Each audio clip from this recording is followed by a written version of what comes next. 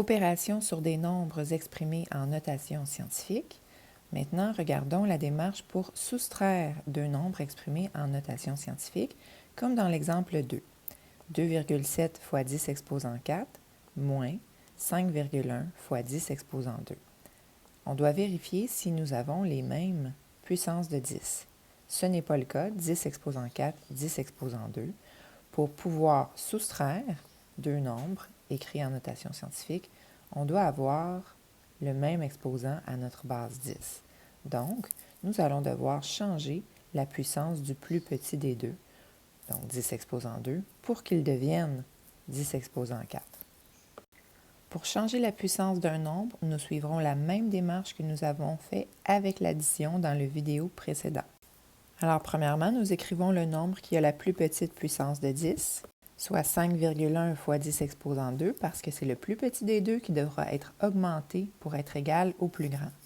Ensuite, on va multiplier par une puissance de 10 qui correspond à l'augmentation souhaitée.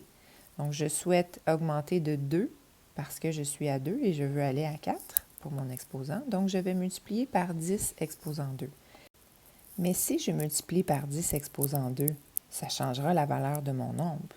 Alors, pour éviter de changer la valeur du nombre, je vais diviser le nombre décimal par la même puissance de 10. Les deux actions contraires vont s'annuler, ce qui va faire que je ne changerai pas la valeur de mon nombre.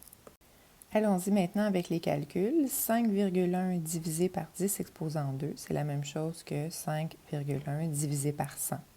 Lorsqu'on divise par une puissance de 10, on déplace la virgule de deux espaces vers la gauche. Ensuite, je remplis avec des zéros les espaces vides. Donc, 5,1 divisé par 10 exposant 2, c'est 0,051. Ensuite, au niveau des puissances de 10, je vais venir additionner mes exposants pour respecter la loi des exposants. Donc, 2 plus 2, ça donne 4. J'aurai donc 10 exposant 4. J'ai réussi à changer la puissance de mon nombre et j'ai trouvé un nombre qui est équivalent au premier, mais dont la puissance de 10 est maintenant 4. Donc, je pourrai utiliser ce nouveau nombre transformé pour venir faire ma soustraction. Alors, je suis prête à effectuer ma soustraction. Je réécris le premier nombre qui n'a pas changé, 2,7 fois 10 exposant 4, moins, et maintenant, je viens chercher ma transformation, donc 0,051 fois 10 exposant 4. Maintenant, nous sommes prêts à regrouper les nombres décimaux pour pouvoir les soustraire entre eux. Donc, 2,7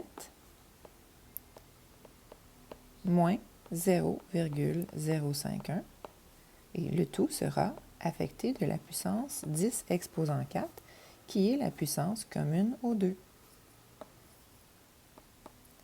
2,7 moins 0,051, ça donne 2,649, soit 2,649 millièmes fois 10 exposant 4. Et voici la réponse finale.